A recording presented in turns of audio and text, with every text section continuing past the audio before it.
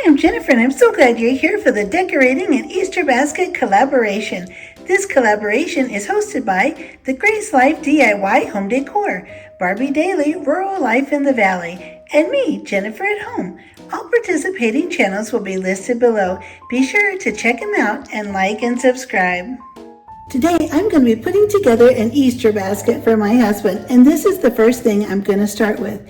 He really loves chocolate rabbits, so I know he's really going to like this decoration. And I'm going with a blue accent theme in my Easter basket making today.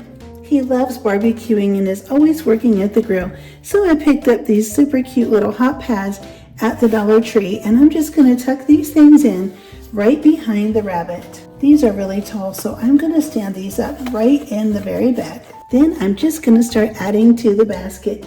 All Easter baskets should have some Easter grass, so I'm going to take some of this brown shredded paper and I'm just going to put this right in here all around this big rabbit. Now I'll continue adding to the basket.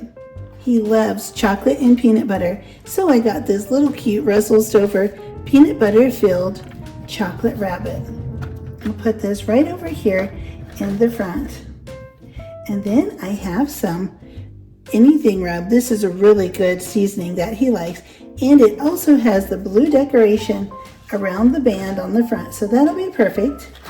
And then I have these M&Ms. He loves these, and these are super cute little Easter ones with a beautiful blue box, and this will match with the beautiful blue bow on the rabbit and also with the seasoning that he really enjoys. I'll put this right here in the front. And there we have it. In just a couple of minutes, I have made a wonderful, perfect Easter basket for my husband, Allan. He is really gonna love this.